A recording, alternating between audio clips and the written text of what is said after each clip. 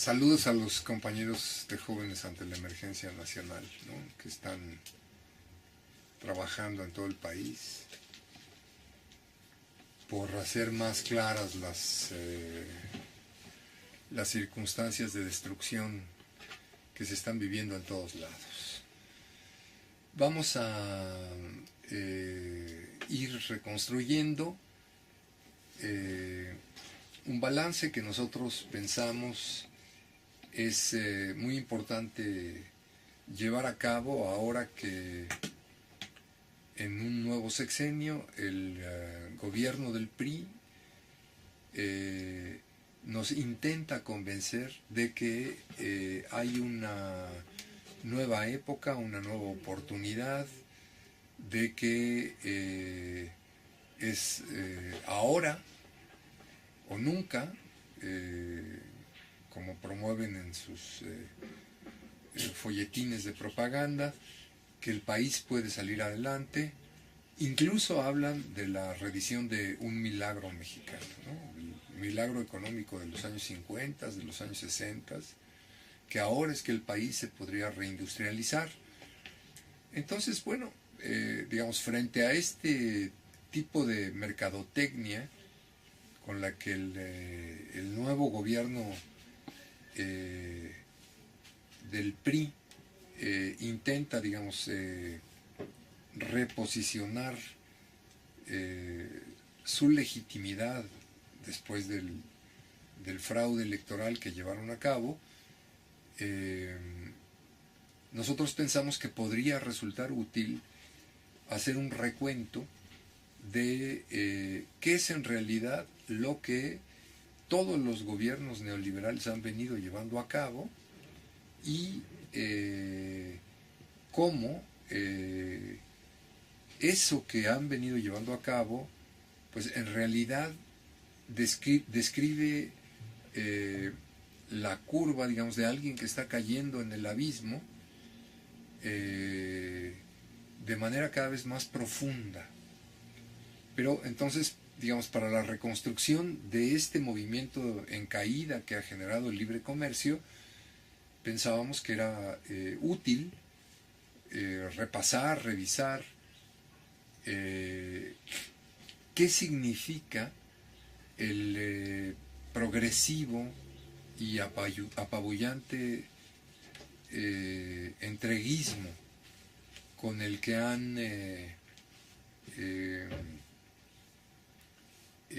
intentado, ¿no?, apuntalar a la economía de los Estados Unidos, a los políticos de Estados Unidos, buscando en el proceso de entrega de su propio país construir sus propias fortunas personales, sus oportunidades para desarrollar sus propias empresas.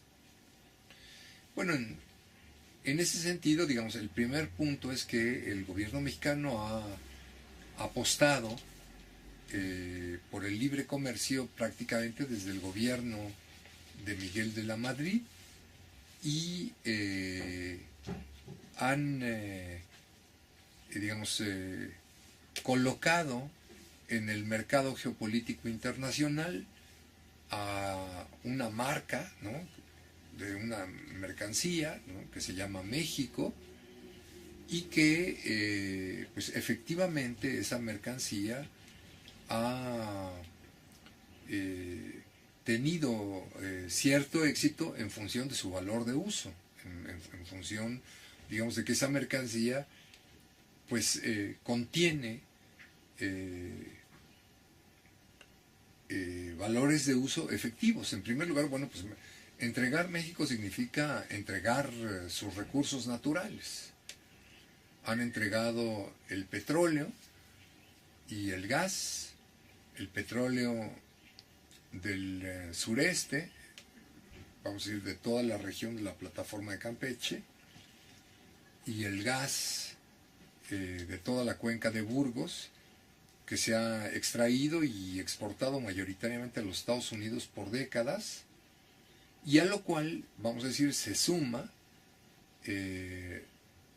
toda la nueva oferta de entregar más yacimientos, que ya no son solamente las aguas someras de la plataforma de Campeche, sino todas las aguas someras del Golfo de México, de la frontera de Tamaulipas para la punta de la península de Yucatán, las aguas, los yacimientos de crudo de las aguas profundas, a 1000, 2000, hasta 3000 metros de profundidad, sobre todo en la región, en los cañones de Perdido. Y también se ha hablado mucho de entregar todas las reservas de gas esquisto o gas lutita, que se supone, digamos, que abundan en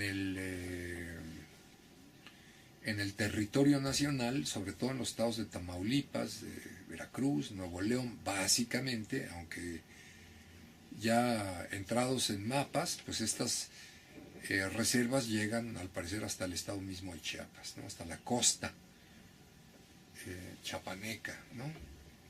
Otro recurso natural que se ha entregado, bueno, pues los minerales de México se desclasificaron como estratégicos en los cambios legislativos de 92, de 95, y se cambiaron, digamos, todas las reglas del juego para la inversión extranjera, y a cuento de la gran crisis mundial y la terrible desvalorización de capitales, sobre todo los inversionistas que se aparecieron en el país y que tomaron todo, ¿no? Como quien juega con la pirinola, ¿no? Tomaron absolutamente todos los minerales, todas las minas de oro, son las empresas canadienses. Por supuesto que hay otros minerales muy muy importantes en México, de los que hablaremos más adelante, comenzando por el manganeso. También se han entregado, digamos, a los intereses geopolíticos de los Estados Unidos, y los otros dos recursos naturales estratégicos importantísimos en nuestro país son, bueno, en tercer lugar, el agua, que no se ha entregado físicamente a los Estados Unidos construyendo, vamos a decir, canales de agua para que se lleven el agua. Por supuesto que están, digamos, todas las pésimas negociaciones del agua fronteriza, y se le permitió a Estados Unidos secar completamente el río Colorado y entregar puramente drenajes en la parte de Baja California Norte, y ha habido pésimas negociaciones del agua del río Bravo, pero no es esa agua a la que fundamentalmente nos referimos, sino en realidad ha habido una entrega del agua fundamentalmente a partir de la industria automotriz, porque cada automóvil que se produce en México pues deja una huella de agua tremenda, consume. Esta discusión si 400,000 litros de agua o 1,000,000 de litros de agua, la producción de cada auto. México se caracterizaba antes de que llegara Peña Nieto por producir 2 millones de autos. Ahorita, un año de su gobierno, ya está produciendo 3 millones de autos. La meta es que produzca 4 millones de automóviles. Y todos los lugares donde se asentó la industria automotriz están viviendo colapso hidrológico, porque se acaba el agua para siempre, ¿no? Esa es una manera de exportar agua, ¿no? Bajo la figura de automóviles, ¿no? Eso ocurre con múltiples productos. Otra muy conocida y catastrófica es exportar, vamos a decir, cherries, aguacates, brócolis, ajos. Es decir, toda la agroexportación insume cantidades tremendas de agua, tal y como se vive en la Cuenca Independencia, que han generado catástrofes ya irreversibles, ¿no? En la destrucción, digamos, de las aguas profundas, de los acuíferos, en diferentes regiones, ¿no? Y esto sigue avanzando, y esa agua se ha entregado a los Estados Unidos. Por supuesto que eso está, vamos a decir, en el pacto, vamos a decir, en la mirada de Estados Unidos sobre el país, ¿no? la entrega del agua. Y también hay un cuarto recurso natural estratégico, pues que México es mucho más importante en este recurso que lo que es en petróleo, en minerales y en agua, que es la biodiversidad. México es el quinto país megadiverso del planeta, combinado con una riqueza cultural enorme, ¿no? Vamos a decir, estamos hablando no solo de biodiversidad, sino de biodiversidad, porque México también es el quinto país en el mundo en diferencias culturales, ¿no?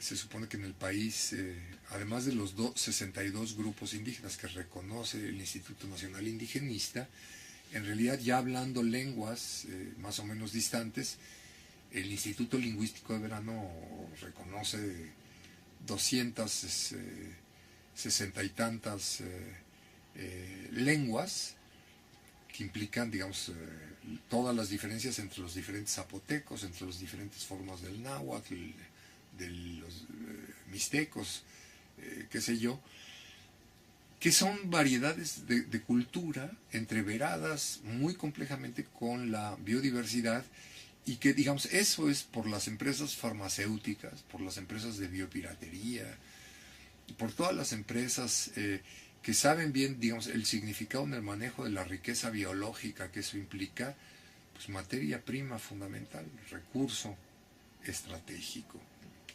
La entrega de las áreas naturales protegidas se ha hecho para con las organizaciones no gubernamentales de cuño transnacional. Estoy hablando de WWF, World Wildlife Foundation, CI, Conservation International, TNC, The Nature Conservancy, que son las tres grandes que reparten el manejo de las áreas naturales protegidas en todo el planeta, y que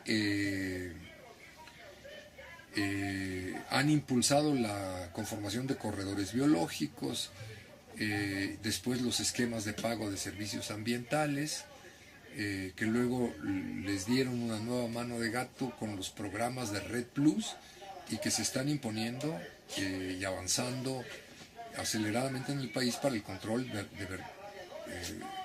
de verdaderos corredores regionales muy grandes. Bueno, entonces México es muy importante para Estados Unidos por estos cuatro recursos naturales. Hay un quinto recurso natural, digamos, que es el conjunto del territorio mexicano. Y ese conjunto, digamos, como el país que está al sur, como el cuerno de la abundancia que siempre nos han descrito, ¿no?, que en realidad permite atravesar rápidamente el país, ¿no?, que lo vuelve, digamos, es un país, su característica geopolítica fundamental, además de ser vecino de Estados Unidos, es que es un país interoceánico. Y países interoceánicos en América del Sur no hay ni uno más que Colombia. Todos los demás no son más que monooceánicos o sin mar, como Paraguay y Bolivia. Claro, todo Centroamérica y México son bioceánicos, como Canadá y Estados Unidos. Lo que ocurre es que Canadá es anchísimo, Estados Unidos es terriblemente ancho, con montañas intermedias altísimas, y entonces México es un país que se angosta, ¿no? Ese cono que se va cerrando hacia el Istmo de Tehuantepec, y que ya luego es finísimo en Centroamérica. Pues ese es un valor de uso, en términos de la construcción de caminos hacia la cuenca del Pacífico, muy importantes, y que entonces hacen, digamos, del país un lugar particularmente útil para no solo construir carreteras, líneas de ferrocarriles, puertos marítimos, puertos aéreos, sino para, en el trayecto, emplazar negocios, es decir, crear corredores industriales, que originalmente fueron pensados como corredores maquiladores, pero finalmente se han ido asentando como los corredores de la industria automotriz. México es el octavo país productor de autos del mundo, y evidentemente este emplazamiento aprovecha las ventajas del territorio, es decir, ventajas del territorio quieren decir morfología, altura, pero también quiere decir aprovechar en toda la franja neovolcánica pues, la abundancia de recursos hidrológicos, la captación de aguas. O sea, tú no vas a poner la industria automotriz donde no hay agua, ¿no? O donde no la puedes conducir, ¿no? No la puedes trasvasar. También significa que tú puedes colocar esa industria donde hay mano de obra. Y ocurre que en México hay mucha mano de obra, es un país muy poblado, que pues tiene ya casi 120 millones de habitantes, sin contar los 30 millones, los 20 millones que se fueron a Estados Unidos y los 10 millones que nacieron allá, ¿no? Sin contar esos 30 millones de mexicanos que viven en Estados Unidos, acá hay 120. Entonces, un país muy poblado y con una pues alta también calificación de la mano de obra, ¿no? En México ha habido una formación muy adecuada de la población, aunque no haya habido ni industria ni empleo, pero eso le permite, digamos, al capital disponer de una mano de obra, en primer lugar, que está bien calificada y en ocasiones altamente calificada, vamos a decir, tanto que se puede emplazar una industria automotriz que requiere una mano de obra calificada, o incluso ahora se apuesta por el desarrollo de una industria aeronáutica o incluso aeroespacial que requiere una mano de obra todavía más calificada. Eso es característica, digamos, demográfica del país, que cínicamente, vamos a decir, los economistas le llaman el bono demográfico, ¿no? Que hay mucha población joven, bien calificada y sin empleo, ¿no? Entonces, que se va a vender muy barata y que te va a permitir entonces desarrollar proyectos industriales en un espacio geopolíticamente completamente articulable al tránsito de mercancías entre los diferentes territorios estadounidenses, básicamente el este de los Estados Unidos, pero también hay otros, y la cuenca del Pacífico. Pero además de ser una mano de obra calificada, es una mano de obra muy disciplinada, es una mano de obra muy súper explotable, ¿no? La superexplotación de la mano de obra mexicana ocurre de manera muy intensa, tanto dentro del territorio nacional como en los Estados Unidos. Esos 20 millones que se fueron allá, pues son los trabajadores que reciben la parte más baja de todo el salario en los Estados Unidos, junto con los trabajadores centroamericanos. Y ese es un valor de uso que el capital aprovecha sistemáticamente, ¿no? Y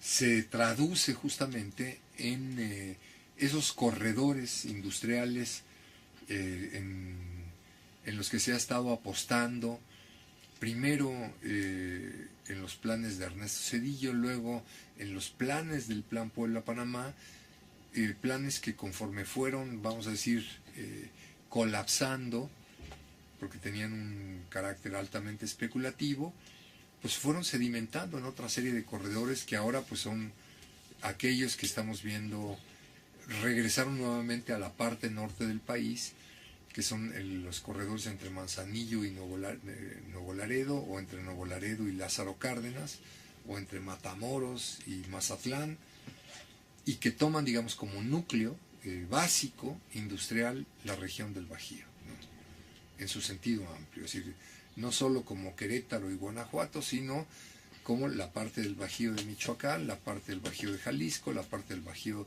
de Aguascalientes, de San Luis Potosí, incluso articulada con el estado de Hidalgo.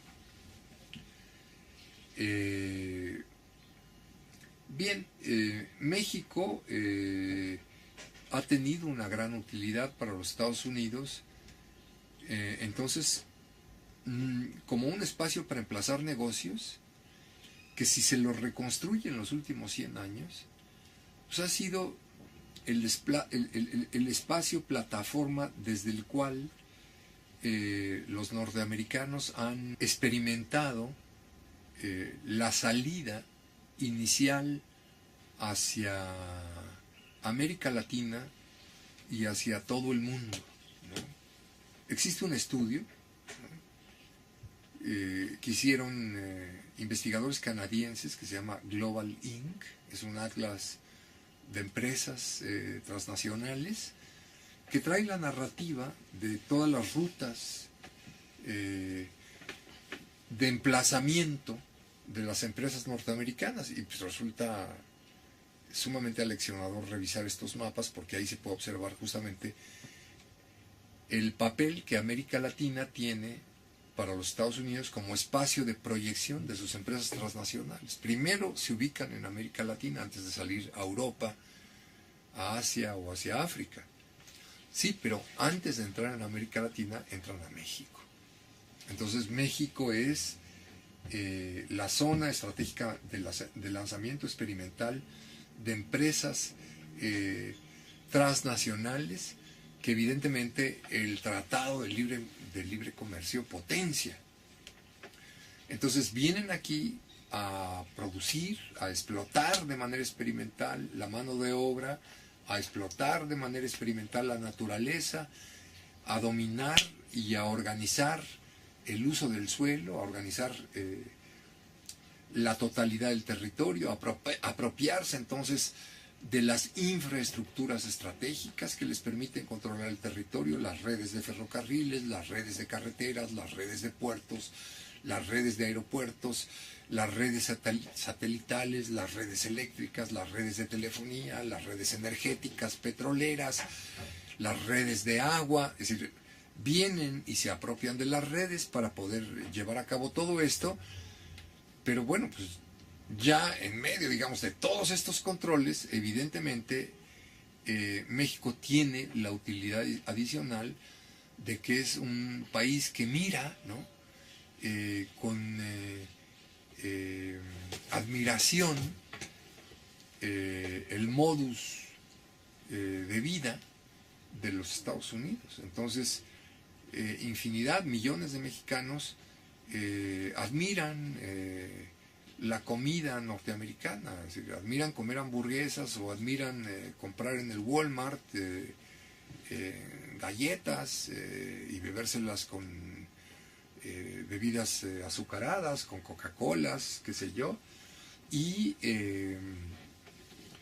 todo lo que sea el consumo de gadgets, de televisiones, de radios, de aparatos electrónicos, de automóviles, de alimentos, de medicamentos, de ropa, pues es pues un espacio extraordinario para que las empresas comercializadoras norteamericanas, no solo sus capitales industriales, sino sus capitales comerciales, hagan grandes negocios en México. Entonces, Walmart, el lugar de mayor emplazamiento de locales de Walmart en el mundo después de Estados Unidos es México, ¿no?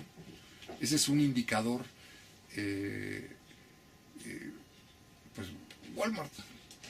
Los dueños de Walmart son empresas transnacionales muy importantes que son de primer orden a nivel planetario, pero resulta que México es el espacio por todo el control, el sometimiento que el capital norteamericano logra del consumo en México. Entonces, por esa razón, pues a México hay que considerarla como una zona de realización extraordinaria de las mercancías estadounidenses. Ese es otro valor de uso de la economía mexicana, ¿no? Y no hemos entrado en la parte más interesante, que es el hecho de que, digamos, México, desde la Segunda Guerra Mundial, el ejército de los Estados Unidos convirtió la Sierra de Sinaloa como la región de cultivo de amapola, porque necesitaban, digamos, la amapola para producir morfina para las tropas estadounidenses, y por eso, bueno, pues la tropa mexicana, los soldados estadounidenses, los generales del ejército mexicano fueron quedando ligados al cultivo de drogas históricamente en nuestro país. Estoy hablando desde los años 40, ¿no? Cosa que vino creciendo y que ya para los años 80, cuando llegó el Tratado de Libre Comercio, fue dando pie a la emergencia de cárteles muy importantes, como el cártel de Tijuana, o como el cártel de Juárez, o como el cártel del Golfo, que se colocaron, digamos, en primer plano después del fraude electoral de 88, justamente, digamos, como una manera de apuntalar la firma del Tratado de Libre Comercio. Y se empezaron a volver ya cárteles de importancia internacional, ya no solo cárteles de importancia regional, y que empezaron a competir en importancia con los cárteles colombianos, con los cárteles peruanos, con los cárteles bolivianos, y que, bueno, en la actualidad se han convertido ya en los cárteles criminales más importantes del planeta. Estoy hablando del cártel del Chapo Guzmán, y que evidentemente tienen otro valor de uso para los Estados Unidos, que es México se convirtió tanto en productor como en movilizador de toda y concentrador de toda la movilidad de la droga sudamericana que entra a los Estados Unidos por medio de la economía criminal, y que pues le permite funcionar a Estados Unidos. Es decir, Estados Unidos es el mayor consumidor de droga del planeta, no es cualquier cosa.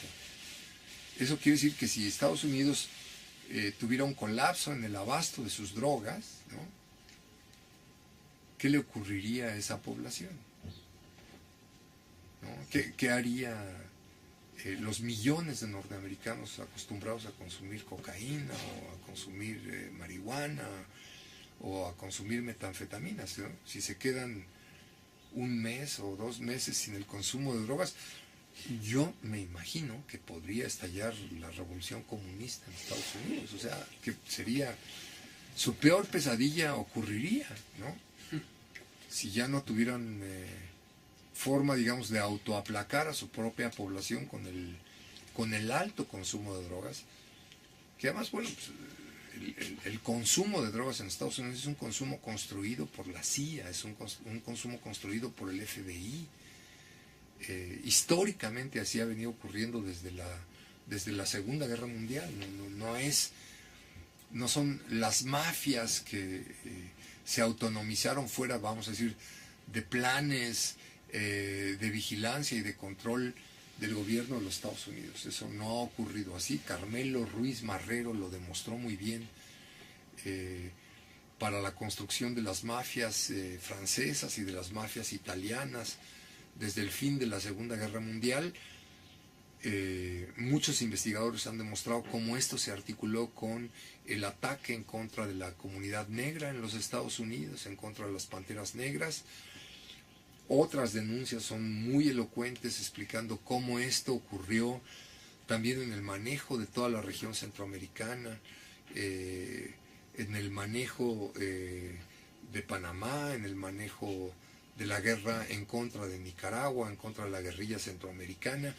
Está ampliamente documentado el papel de la CIA en el manejo de las drogas. Entonces, creer que en México las drogas crecieron simplemente porque un grupo de violentos en Sinaloa o violentos en el Golfo de México fueron, ¿no?, desahogándose, no es así, ¿no? Es decir, entonces México es fundamental, es estratégico en el abasto de drogas en Estados Unidos, y el asunto ha llegado a tal punto que, bueno, eso ha hecho de México el paraíso no solo del tráfico ilegal de drogas, sino el paraíso del tráfico ilegal de todo tipo de mercancías criminales. Es decir, de los 22 rubros que el protocolo de Palermo de la ONU reconoce propios de la economía criminal, 22 o 23, México está en 21. Es decir, el único rubro en donde los cárteles mexicanos tienen prohibido ingresar es el manejo de armas nucleares.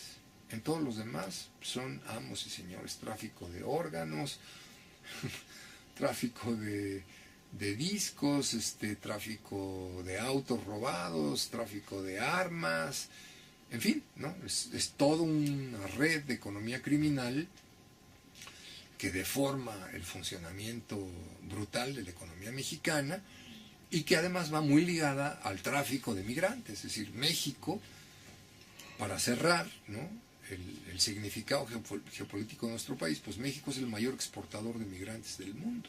Es decir, ningún país ha colocado 30 millones de su propio país en otro país. Es México el que lo ha hecho.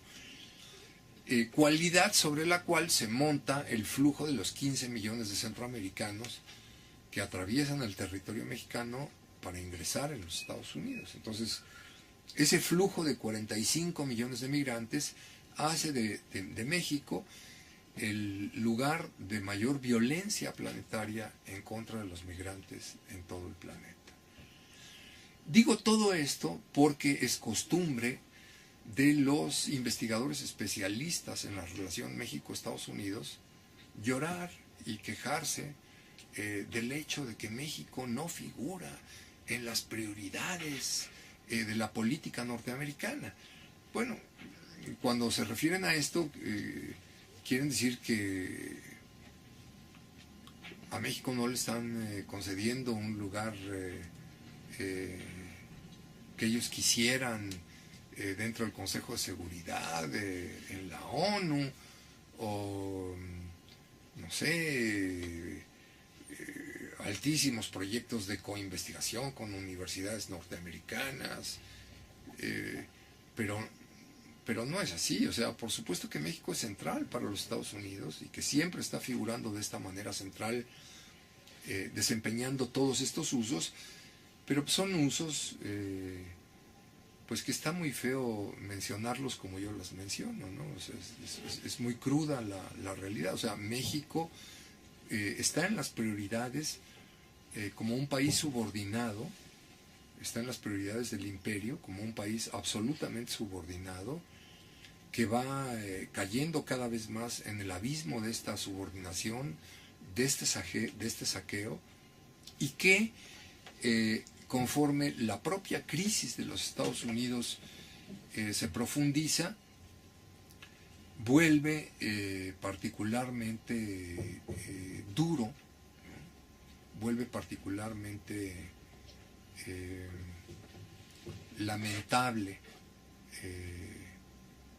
lo que le ocurre al país, ¿no?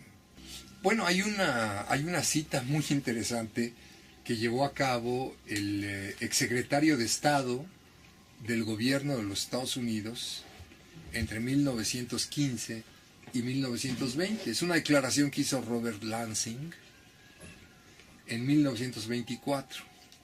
Está registrada en los documentos del Congreso de los Estados Unidos. Robert Lansing dijo lo siguiente, ¿no? Son palabras proféticas de 1924, ¿no? Para que se entienda lo que ahora ocurre, ¿no?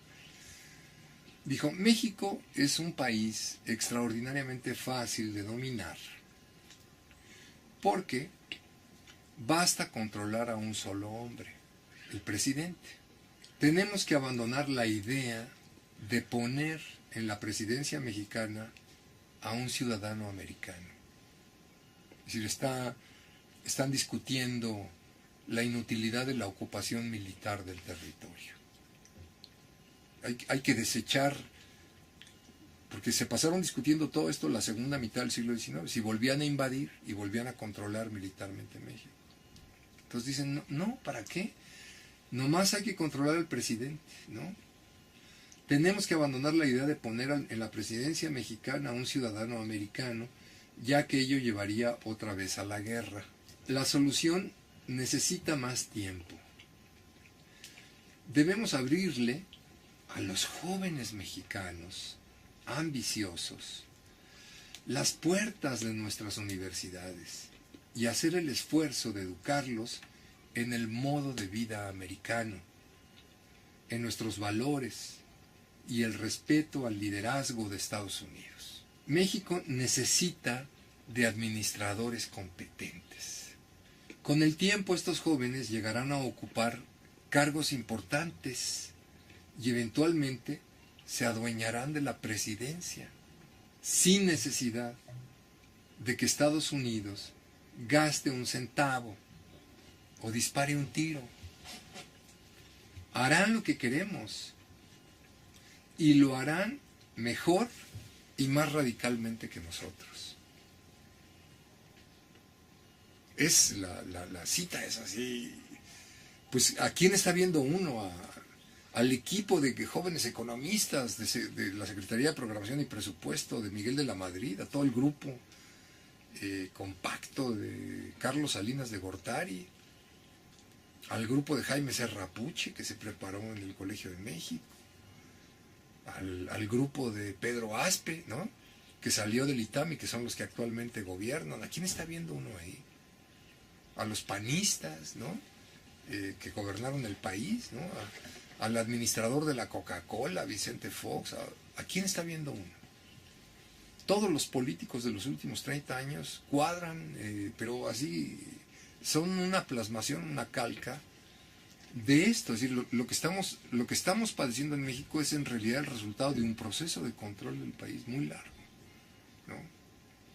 Estamos, digamos, cosechando un proceso de subsunción, de subordinación de México a los Estados Unidos, que tiene características históricas y geopolíticas muy profundas. Esto es lo que estamos enfrentando, ¿no? Y pues valdría la pena, digamos, que los investigadores que se dedican a los temas México-Estados Unidos pues abrieran los ojos, ¿no?, y se percataran de qué es geopolíticamente lo que realmente está en juego, ¿no? Entonces, bueno, por eso es que decimos que hay un uso del territorio en ese sentido, y bueno, pues por eso es que México ha estado desarticulando su petróleo, ha estado destruyendo el control sobre una de las empresas petroleras más grandes y más importantes del mundo, como lo fue en su mejor momento Pemex. Ha estado desarticulando el control sobre la totalidad de los minerales mexicanos, ¿no? Desde el fin de la Segunda Guerra Mundial, Estados Unidos, como ha explicado bien John Sachs Fernández en su libro La compra-venta de México, fue considerada como la reserva minera básica de los Estados Unidos, y el control de los ferrocarriles estuvo siempre pensado en función del control del acceso a los recursos mineros del país. Así fue redactado y especificado en documentos norteamericanos desde la Segunda Guerra Mundial, y así se ha venido cumpliendo en tiempos recientes. Para ello es entonces, para, digamos, resolver los problemas de abasto de todos los minerales en los que Estados Unidos es vulnerable, ¿no? Para ello es que México se ha convertido, junto con Canadá, en el gran abastecedor de numerosos minerales norteamericanos. El abastecimiento de amoníaco, de grafito, de estroncio, de antimonio, de talio, de magnesio, de aluminio, de yeso, de fluorita, de azufre, de bismuto, no solo de oro, pues, o de cobre, que son muy notables, o de plomo, sino de sal, de varita, de cal, de zinc, y por supuesto de plata, ¿no?, que durante décadas hemos sido el principal productor mundial de plata, y actualmente, pues, somos el segundo productor mundial de plata.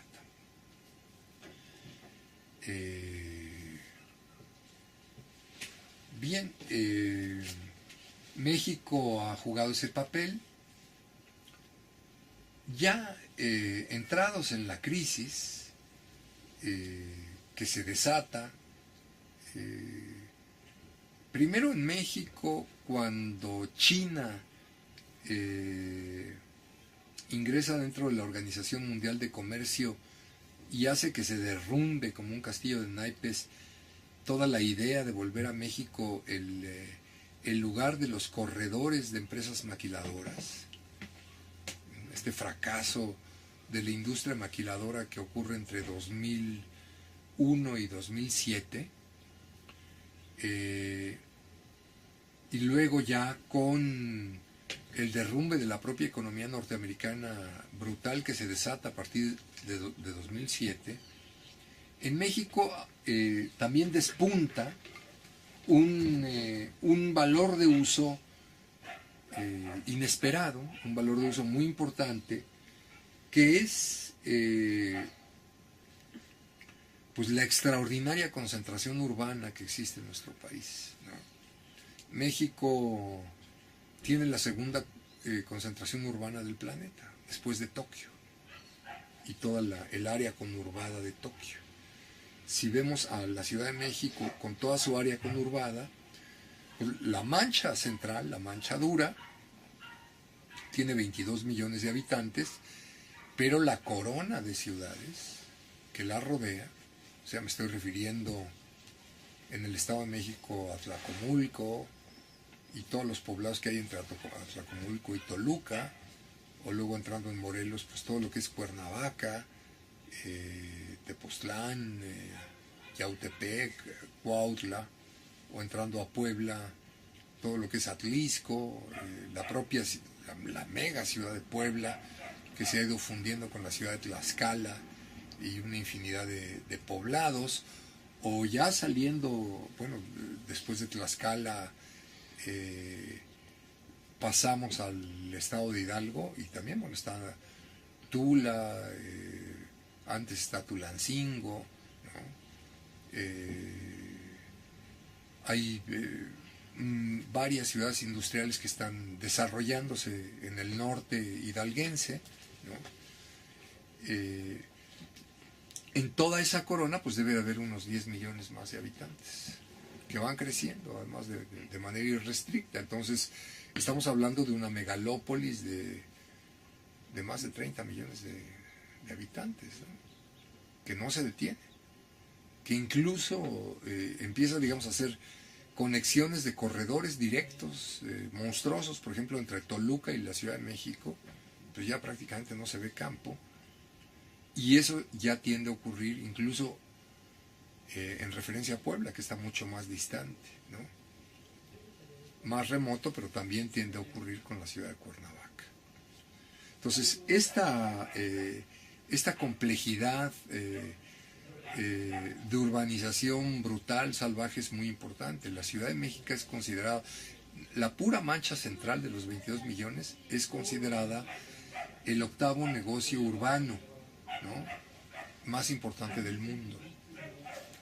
Si políticamente somos la segunda ciudad en población del mundo, económicamente somos la octava.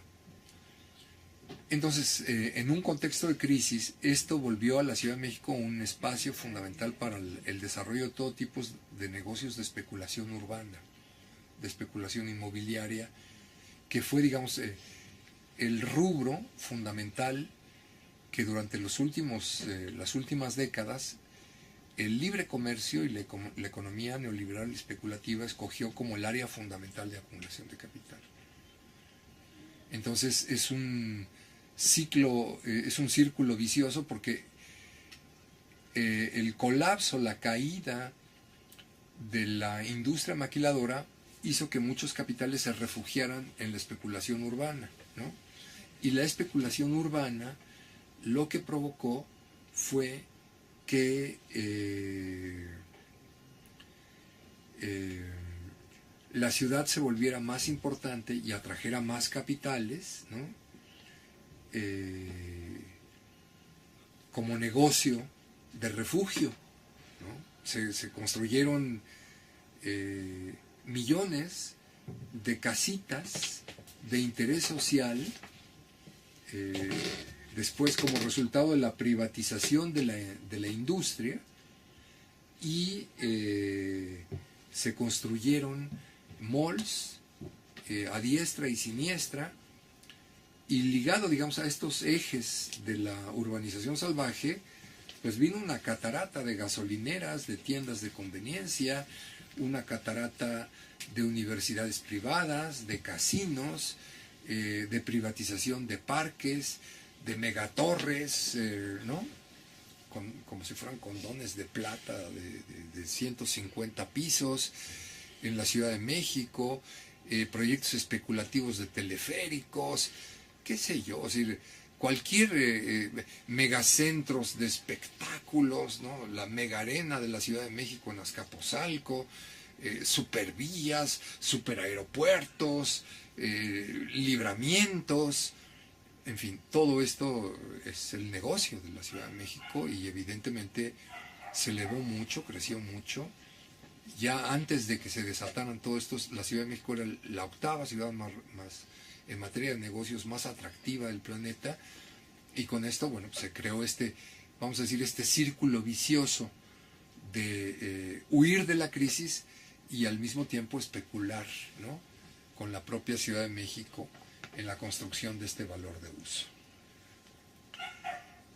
Por ejemplo, antes de que quebrara la empresa Geo, constructora de casitas, era invitada con honores a California a impartir clases de cómo realmente, a diferencia de otros lugares del mundo, en realidad en México la urbanización salvaje es extraordinariamente exitosa, ¿no? Entonces, digamos, para entender el significado geopolítico. Muy bien, bueno, entonces en función de eso,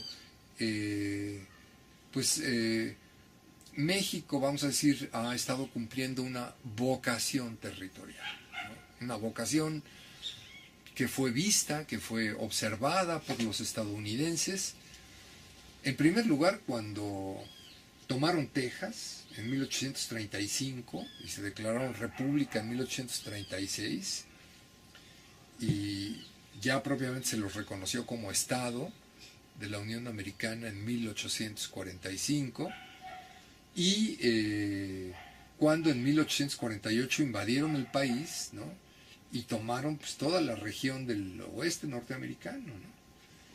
Después de la invasión es que propiamente construyen la mayor parte del estado de Texas, y pues todos los estados, digamos, que van de ahí hacia el Pacífico estadounidense. Esa toma del territorio mexicano es la toma de territorio más grande que un país ha hecho sobre otro en el planeta. Ningún país le ha robado tanto territorio a un vecino, ¿no?, como resultado de una conquista militar. Y es la carretera, vamos a decir, lo que toman, lo que abren, es la carretera al Pacífico. Les voy a leer una cita ahora más antigua, que es pues la cita de pues no es de un brujo, de un medium que esté consultando una bola de cristal para ver qué va a ocurrir en el futuro. Es simplemente la reflexión crítica de un crítico, de un revolucionario que está haciendo un estudio muy profundo de la economía mundial, que se llamó Carlos Marx, y que escribió refiriéndose justamente a este hecho, a la toma del territorio mexicano y a la construcción del puerto de San Francisco en un puerto comercial, en el primer gran puerto comercial de los Estados Unidos. Escribió lo siguiente, y estoy hablando de un texto que escribió en 1850. Es un texto que ustedes, si lo quieren consultar, se llama de mayo a octubre, ¿no? De mayo a octubre. Es un texto que se publicó en la revista de la Nueva Gaceta Renana, recién exiliado en Londres. Marx escribe: el centro de gravedad del comercio mundial, Italia en la Edad Media e Inglaterra en nuestros tiempos, es ahora la parte sur de la península norteamericana. Gracias al oro de California y a la incansable energía de los yanquis, ambas costas del Océano Pacífico serán pronto tan populosas, tan abiertas al comercio y tan industrializadas como lo es hoy la costa de Boston a Nueva Orleans.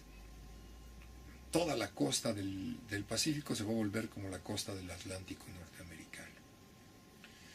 El Océano Pacífico, sella Marx esta reflexión, el Océano Pacífico jugará el mismo papel que hoy tiene actualmente el Atlántico y que el Mediterráneo tuvo en la antigüedad y en la Edad Media, la de la principal carretera marítima del comercio mundial, y el Atlántico bajará al nivel de mar local.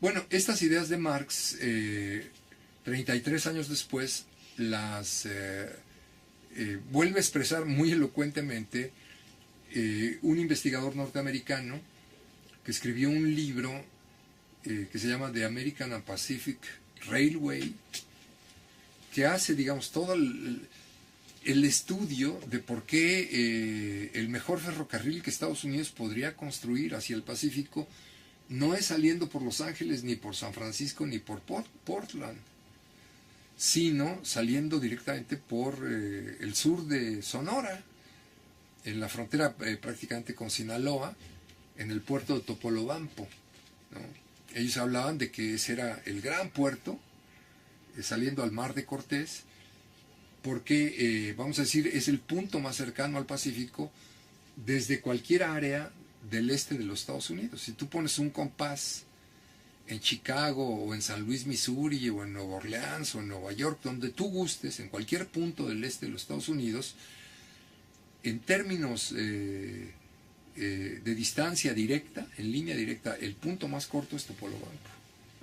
Entonces dicen, bueno, pues hay que hacer un ferrocarril y hay que emprender la construcción de una colonia norteamericana en Topolobampo, que la encabezó un tal Owen, nada que ver con lo socialista utópico, aunque se presentaba esta como una, aprovechando con toda perversidad, digamos, el nombre de Owen, construyeron, digamos, una comuna supuestamente socialista. Esto lo narra muy bien don Gastón García Cantún en su libro sobre el socialismo en México, y pues trazaron, digamos, la idea de construir este ferrocarril que actualmente existe, es el Chepe famoso, el Chihuahua Pacífico, que debería de enlazar la ciudad fronteriza de Ojinaga con Topolobampo y Ciudad Juárez con Topolobampo, ¿no? Atravesando la sierra de Chihuahua, ¿no?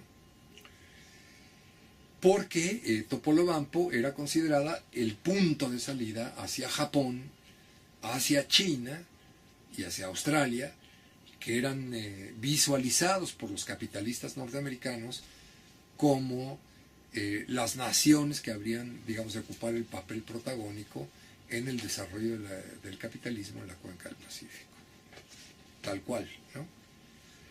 Es decir, que no solo esta visión geopolítica no solo la tenía Marx, sino que en realidad la tenían los propios empresarios y los propios políticos norteamericanos, que siempre miraron históricamente la necesidad de construir esta ruta hacia el Pacífico, que es lo que estuvo siempre pesando en la idea de controlar el territorio mexicano, y que se empezó a expresar muy claramente en la era del libre comercio, que tuvo una expresión cínica por primera vez en la propuesta de corredores interoceánicos de Ernesto Zedillo, en los planes de integración urbano-regional que propuso y que luego ya tuvo su versión vulgar, ¿no?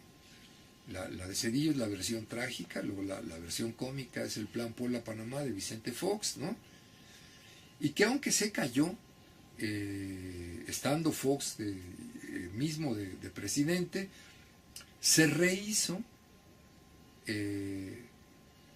no ya como el plan del sur-sureste de integración de corredores interoceánicos, eso sigue todavía estancado. Se rehizo como la rearticulación de los corredores del norte de México, que son los que verdaderamente se construyeron, que es los corredores, el fundamental de todos es el corredor Nuevo Laredo, Lázaro Cárdenas, que no tiene que ver nada con el Plan Puebla-Panamá, que está completamente fuera del Plan Puebla-Panamá, pero es la idea interoceánica fundamental, y vamos a decir su ramificación como un cabello que tiene una orzuela al final que se bifurca en Nuevo Laredo a Manzanillo, que también ya llega un ferrocarril ahí, que la carretera grande de movilidad de contenedores en trailers de doble remolque es propiamente por ahí. Y el último corredor que terminó de construir Felipe Calderón, que ya lo inauguraron creo que 4 o 5 veces, aunque todavía no abren la carretera, son especialistas, es el corredor Matamoros en el Golfo de México, Mazatlán, ¿no? Pasando por el puente más alto del mundo, que es el puente Baluarte, ¿no? En el estado de Durango. Muy bien. Estados Unidos evidentemente tiene que llevar a cabo este uso del territorio nacional porque es más barato atravesar por acá las mercancías y ellos concentran el grueso de su traslado de mercancías en la frontera con México, porque es en donde las rocallosas son más bajas, ¿no? Es donde están los pasos, los corredores, que a ellos les permiten gastar menos combustible. Es decir, mover continuos ferrocarriles y continuos trailers interminables como una línea continua, pues es un gasto de energía brutal. Entonces, evidentemente, buscar las tierras bajas es muy importante. Se habla, digamos, de que el recorrido de Matamoros a Mazatlán se puede hacer en 8 o 10 horas, ¿no? En cajas contenedoras. Para entender lo que esto significa, en Panamá, que no pasan grandes barcos, ¿no? Nomás pasan barcos de 3,000 contenedores, cuando en la actualidad los barcos son de 13,000 contenedores, ¿no? En Panamá, un barco para atravesar, nada más subir la escalera de agua de las esclusas y bajarla, ¿no? Y atravesar el canal, se llevan 8 o 10 horas. A eso le tienes que sumar el viaje de Nueva York a Panamá, ¿no? O el viaje de Nueva Orleans a Panamá, un viaje muy largo de varios días, y la salida de Panamá hacia el Pacífico, ¿no? O sea, tienes que sumarle muchos días de traslado marítimo. Entonces, eso de que sales de la frontera de Texas y cruzas en 8 horas al Pacífico, es un ahorro, es muy rentable. Estos corredores del norte, el corredor más importante que propuso Zedillo era el Nuevo Laredo Manzanillo, pues no casualmente se le llamó en el momento en que México reunió a todos los países de la PEC, allí en Los Cabos, y se le otorgó un fondo de financiamiento para el desarrollo de este corredor, que se llamó Proyecto Bandera. No, en balde se le llamó a este corredor entonces el corredor Singapur-Kansas City, ¿no? Porque esto es lo que se enlaza, ¿no? Y estos son los corredores que realmente quedaron consolidados en el México que actualmente existe, ¿no? Evidentemente, el más importante de todos ellos es el que pasa por el nuevo núcleo industrial de México, que es la región del Bajío, ¿no? El Nuevo Laredo Manzanillo pasa por el norte del Bajío. El Nuevo Laredo Lázaro Cárdenas pasa por el corazón del Bajío y le da salida y entrada a toda la industria automotriz norteamericana en el este de los Estados Unidos, que es donde está además articulada toda la industria automotriz norteamericana. Bien, entonces bueno, por esos hechos, pues hay que entender muy bien que México pues tiene un enorme significado geopolítico que pues comenzó, digamos, a fomentar durante el sexenio de Miguel de la Madrid, pero propiamente se comenzó, digamos, ya a expresar de forma abierta, de forma cínica, dentro de la prensa nacional y dentro de los planes de gobierno durante el sexenio de Carlos Salinas de Gortari, como parte, vamos a decir, de la fiebre, de la euforia que se nos quiso hacer creer, estaba ocurriendo entre todos los empresarios que iban a convertir al territorio mexicano en el gran territorio que atravesaría con carreteras inteligentes el territorio nacional. 400,000 litros de agua o 1,000,000 de litros de agua, la producción de cada auto. México se caracterizaba antes de que llegara Peña Nieto por producir 2 millones de autos. Ahorita, un año de su gobierno, ya está produciendo 3 millones de autos. La meta es que produzca 4 millones de automóviles. Y todos los lugares donde se asentó la industria automotriz están viviendo colapso hidrológico, porque se acaba el agua para siempre, ¿no? Esa es una manera de exportar agua, ¿no? Bajo la figura de automóviles, ¿no? Eso ocurre con múltiples productos. Otra muy conocida y catastrófica es exportar, vamos a decir, cherries, aguacates, brócolis, ajos. Es decir, toda la agroexportación insume cantidades tremendas de agua,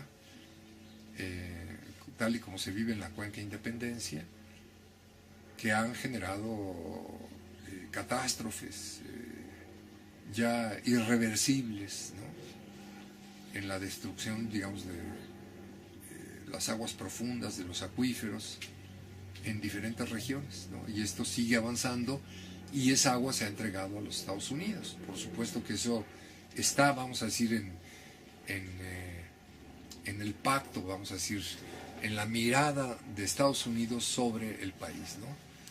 La entrega del agua. Y también hay un cuarto recurso natural estratégico, pues que México es mucho más importante en este recurso que lo que es en petróleo, en minerales y en agua, que es la biodiversidad. México es el quinto país megadiverso del planeta, combinado con una riqueza cultural enorme. Ha tenido cierto éxito en función de su valor de uso, en función, digamos, de que esa mercancía pues contiene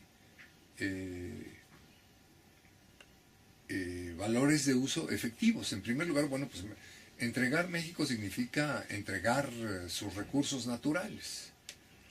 Han entregado el petróleo y el gas, el petróleo del sureste, vamos a decir, de toda la región de la plataforma de Campeche, y el gas de toda la cuenca de Burgos, que se ha extraído y exportado mayoritariamente a los Estados Unidos por décadas, y a lo cual, vamos a decir, se suma toda la nueva oferta de entregar más yacimientos, que ya no son solamente las aguas someras de la plataforma de Campeche, sino todas las aguas someras del Golfo de México, de la frontera de Tamaulipas para la punta de la península de Yucatán, las aguas, los yacimientos de crudo de las aguas profundas, a 1000, 2000, hasta 3000 metros de profundidad, sobre todo en la región, en los cañones de Perdido. Y también se ha hablado mucho de entregar todas las reservas de gas esquisto o gas lutita, que se supone, digamos, que abundan en el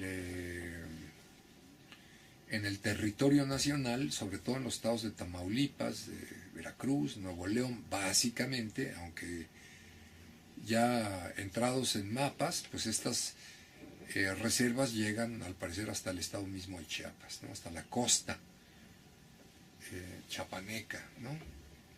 Otro recurso natural que se ha entregado, bueno, pues los minerales de México se desclasificaron como estratégicos en los cambios legislativos de 92, de 95, y se cambiaron, digamos, todas las reglas del juego para la inversión extranjera, y a cuento de la gran crisis mundial y la terrible desvalorización de capitales, sobre todo los inversionistas que se aparecieron en el país y que tomaron todo, ¿no? Como quien juega con la pirinola, ¿no?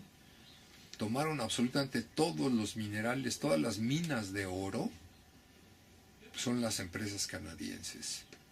Por supuesto que hay otros minerales muy muy importantes en México, de los que hablaremos más adelante, comenzando por el manganeso. También se han entregado, digamos, a los intereses geopolíticos de los Estados Unidos, y los otros dos recursos naturales estratégicos importantísimos en nuestro país son, bueno, en tercer lugar, el agua, que no se ha entregado físicamente a los Estados Unidos construyendo, vamos a decir, canales de agua para que se lleven el agua. Por supuesto que están, digamos, todas las pésimas negociaciones del agua fronteriza, y se le permitió a Estados Unidos secar completamente el río Colorado y entregar puramente drenajes en la parte de Baja California Norte, y ha habido pésimos negociaciones del agua del río Bravo, pero no es esa agua a la que fundamentalmente nos referimos, sino en realidad ha habido una entrega del agua fundamentalmente a partir de la industria automotriz, porque cada automóvil que se produce en México pues deja una huella de agua tremenda, consume. Esta discusión si han venido llevando a cabo, y cómo eso que han venido llevando a cabo pues en realidad describe la curva, digamos, de alguien que está cayendo en el abismo de manera cada vez más profunda. Pero entonces, digamos, para la reconstrucción de este movimiento en caída que ha generado el libre comercio, pensábamos que era útil repasar, revisar qué significa el progresivo y apabullante entreguismo con el que han intentado, ¿no?, apuntalar a la economía de los Estados Unidos, a los políticos de Estados Unidos, buscando en el proceso de entrega de su propio país, construir sus propias fortunas personales, sus oportunidades para desarrollar sus propias empresas. Bueno, en ese sentido, digamos, el primer punto es que el gobierno mexicano ha apostado por el libre comercio prácticamente desde el gobierno de Miguel de la Madrid, y han, digamos, colocado en el mercado geopolítico internacional a una marca, ¿no?, de una mercancía, ¿no?, que se llama México, y que pues efectivamente esa mercancía ha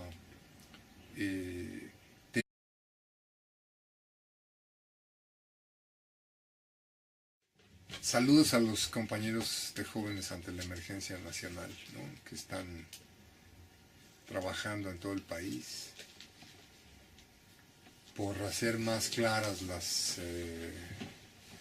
las circunstancias de destrucción que se están viviendo en todos lados. Vamos a ir reconstruyendo un balance que nosotros pensamos es muy importante llevar a cabo ahora que en un nuevo sexenio el gobierno del PRI nos intenta convencer de que hay una nueva época, una nueva oportunidad, de que es ahora o nunca, como promueven en sus folletines de propaganda, que el país puede salir adelante.